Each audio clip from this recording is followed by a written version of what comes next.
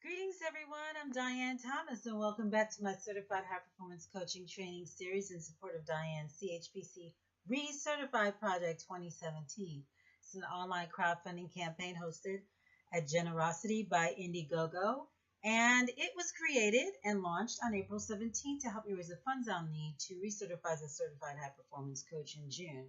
Now, the campaign runs through May 26th, and so there's a link below that you can get connected either as a financial contributor, thank you so much in advance, or as a partner because we are still seeking goods and services that we can offer as incentives to visitors to the site to contribute. And we've had over 3,000 visitors so far. Amazing. So hopefully you'll be interested in participating like that. Now, this training series is going to accompany this campaign through May 26th, and I created it to help give you a better idea and understanding of what certified high performance coaching is. And it is created on the platform of the 5 pillars of high performance, which is the foundational principles that we use to get our clients to higher levels of achievement. And those pillars are clarity, energy, courage, productivity, and influence. And I've been covering each one of those pillars on each weekday of the week. So on Monday, it's been clarity. Tuesday's been energy. Wednesday's been courage. Thursday's been productivity. And Friday's been influence. Now, today is Tuesday, so it's Energy Tuesday, and that's a little spin or a play, as you may see here on this graphic, on the word energy, because I wanted to represent all the particular aspects of energy that we cover.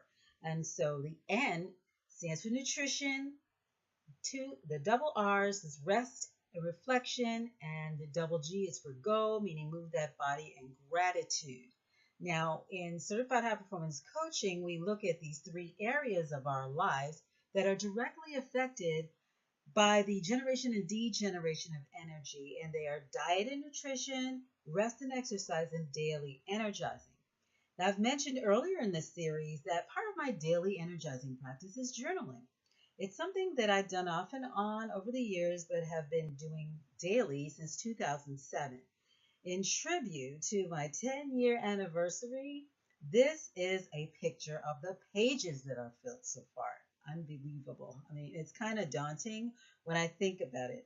I started journaling at a time when a lot of seemingly unexplainable things were happening to me. I'm pretty much of a go with the flow type of person, and had up until that time seen incidents in my life as relatively manageable, largely because I guess I had learned how to cope with a lot. But it was something about what was happening in 2007 that seemingly knocked me on my back and caused me to feel twilight zone-y. My coping mechanisms were stressed and stretched, and I was just feeling out of sorts. I started journaling not so much to feel better, but as to record these happenings in case I ever needed to prove that they really did happen and I really did survive them. Now, people have turning points in their lives. There are times, watershed moments, whatever terms you want to use, that you mark in some kind of way. And I had once had a numerology chart done and was told that there were like 3 or 4 turning points over my span of lifetime, they say, that they had identified anyway. And convinced this period beginning in 2007 must have been one of them. I kept bracing for the next big, huge thing to happen. Not sure if it was self-fulfilling, but I wasn't disappointed. Whether it had to do with my career, my children, my parents, my friends, these instances happened so fast I often had little time to process them after writing them down. Forget the best-selling novel. My life in words would have kept me spellbound if I ever had the time to read them. There was a period, though, almost a year and a half ago, when I stopped writing altogether, and it was a little bit after when my mom had passed. I had no energy or inspiration to pick up a pen or open a journal. I had no commentary I wanted to make on my life at that time, at least not through the physicality of holding a pen, applying pressure to a page with ink, and letting a stream of consciousness flow, or filtering and censoring myself for fear I was overreacting. I did, however, relay my thoughts into a voice recorder on my phone, largely because I didn't really want to forget maybe any major things that were going on, and it oftentimes turned out to seem more of a chore to do than I had really wanted it to be. But I went on ahead with it anyway, and I had converted those recordings into Word documents, though unfortunately I did end up losing a few days of those by erasing them inadvertently. It may have been something in the universe trying to tell me something, I don't know. In any event, it really couldn't compare to the feeling I got from physically writing. So I started back doing that just a couple months ago. I'm looking forward to keeping it going another 10 years because as I get older, I definitely can't rely on my memory alone to recount this fully expressive life I'm living. I don't want to forget the good and I don't want to repeat the bad.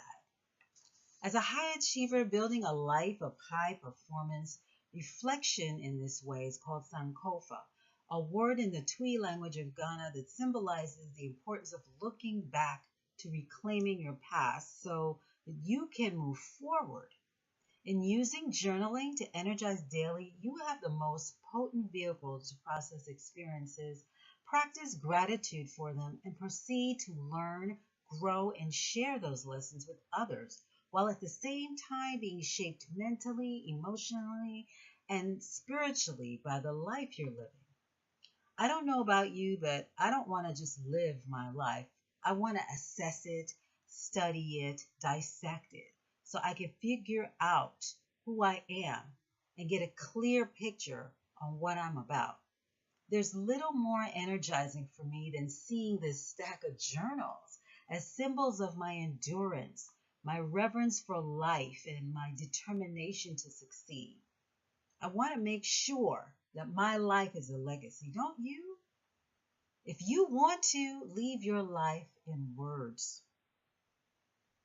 So, high achiever, what way do you think beginning the process of journaling can help you process through emotions or make sense of things that are happening to you, or just you kind of being that reporter on your life to someone who may be interested in reading about what you've been experiencing over your lifetime and how it shaped who you are? I hope you're interested in endeavoring in this because I found it to be such a rewarding experience. And I certainly hope, at least maybe, even with your thoughts of it, you're willing to share in the spaces where you see this video. Because as I say, every time, someone I know could benefit from hearing your experience and your story. So, until next time, have a fabulous Mega Energy Tuesday. And thank you so much for participating.